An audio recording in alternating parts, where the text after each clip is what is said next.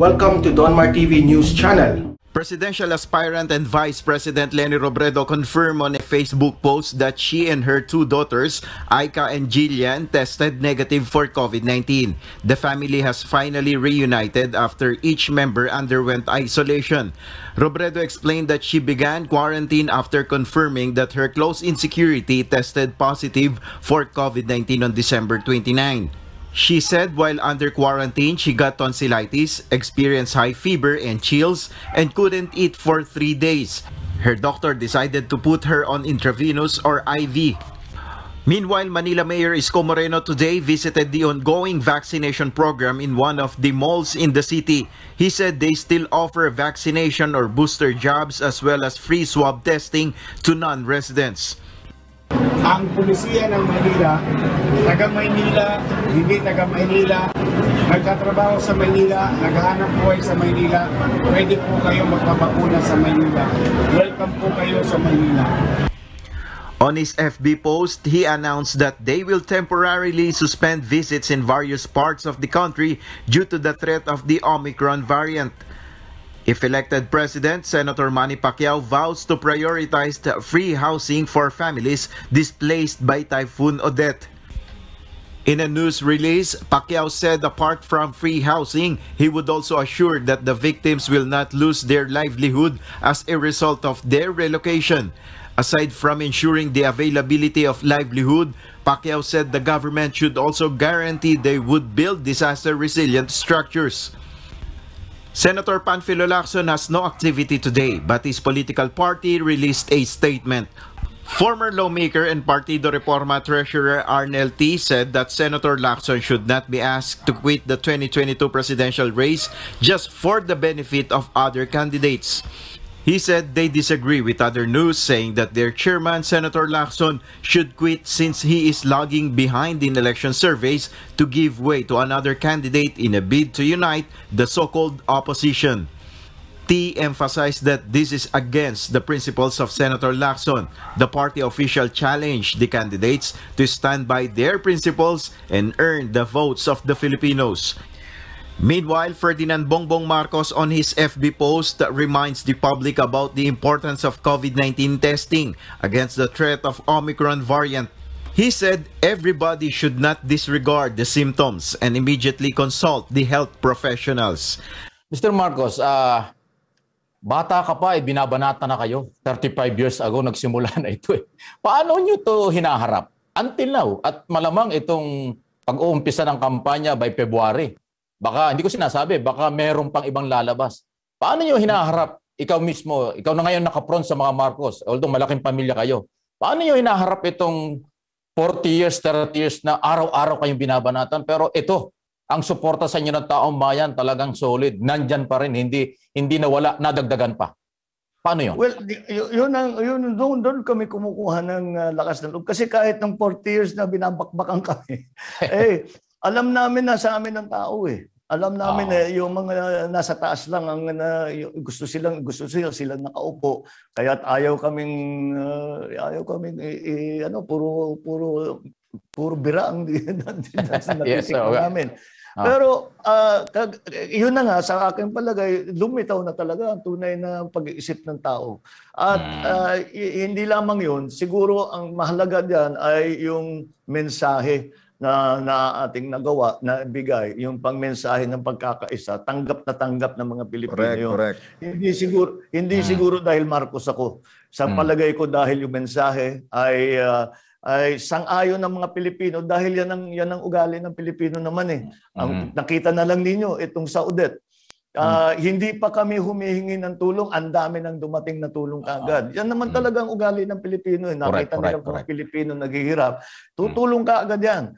At balik tayo, kaya tama siguro yung ating sinasabi, yung ating mensahe. At napakahalaga yung mensahe na magkaisa na tayo, magtulungan na tayo dahil ang dami nating problemang hinaharap.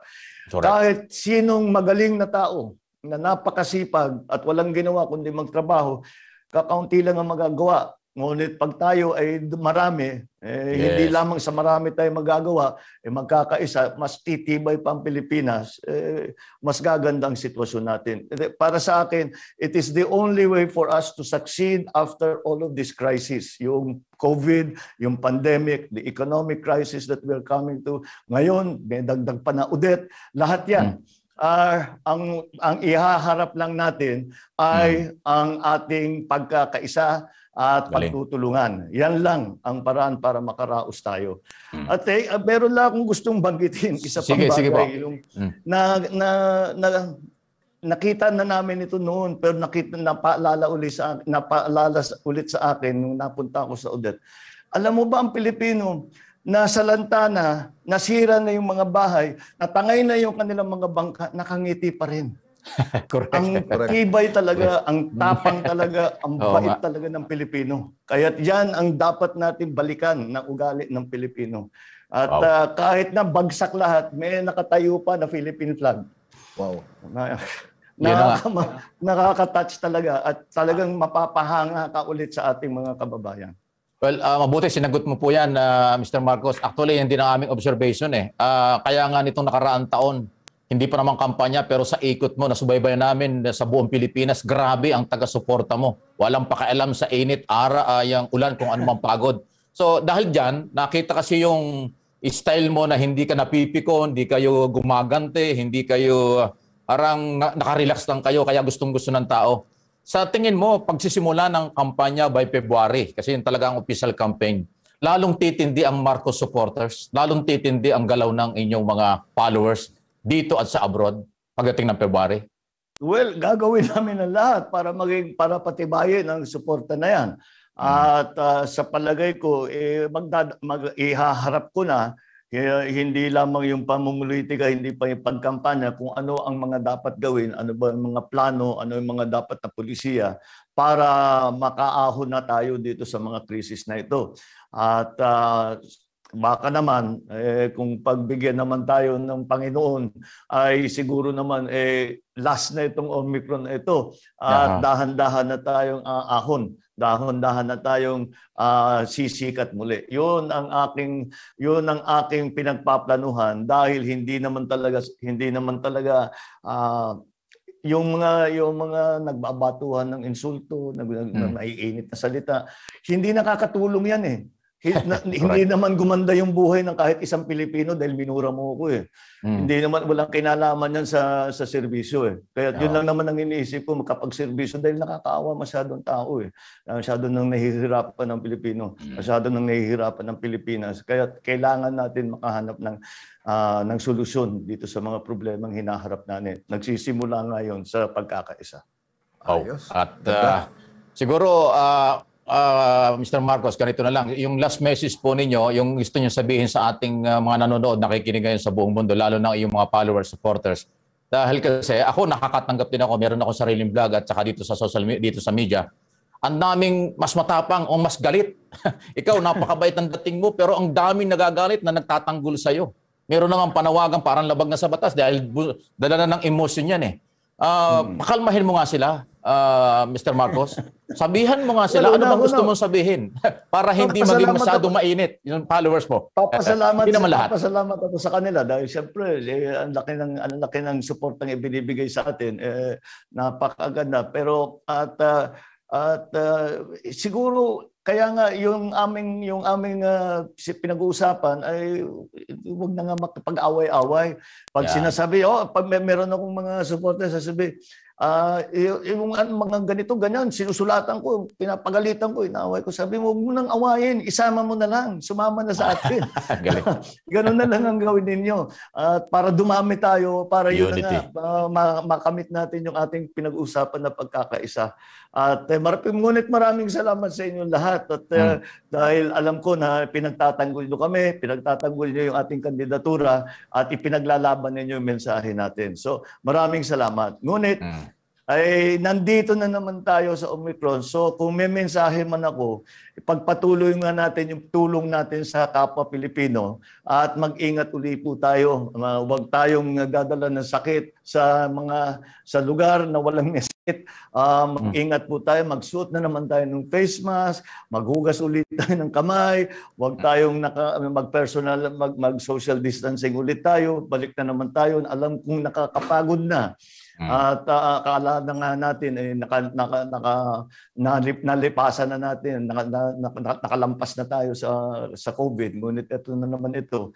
Kaya yan lang naman ang pag-asa natin na mag-ingat tayo, magpabakuna kung hindi pa nabakunahan at sundan natin ang mga protocol na ibinibigay sa atin ng ating mga otoridad. Wow.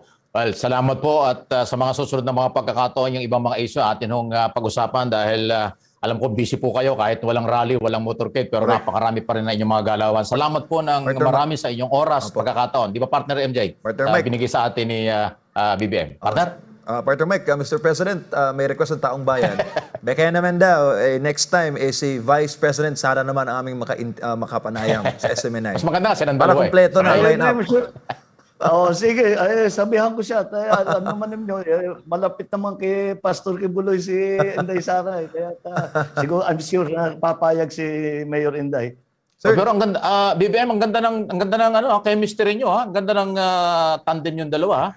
On camera, ibang klase. Magandang magkasundo kami on a personal level, hindi lang sa political level in terms of policy, gano'n. Pero madali naman kausap si Inday Sara. She's very at very maayos siyang kausap. Ang biro ko nga sa kanya, babae, alam ko babae ka pero parang lalaki kang kausap. Yun ang pinakamagandang quality. Ang galing, ako napansin ko, ang ganda ng chemistry niyo talaga. Kumbaga sa basketball, di ba? Ikaw, nanood ka rin ng basketball. Yung tinginan lang, nakakaintindihan kung anong gagawin. Ang galawas. Kasi magkalayo kayo eh. Isang Mindanao at Luzon, di ba? So sa body language, tinginan, nakukuha niyo kung anong dapat gawin. Ang galing ng chemistry. Maganda. It's coming together very well. Pinaghahandaan na ngayon namin yung actual na campaign period. Nagbago lahat ng plano. I have to admit, nagbago talaga lahat ng plano dahil dito nga sa pagkalat na naman ng Omicron. Pero siguro pagka medyo gumangang sitwasyon, babalikan na namin itong balik na kami on the campaign trail.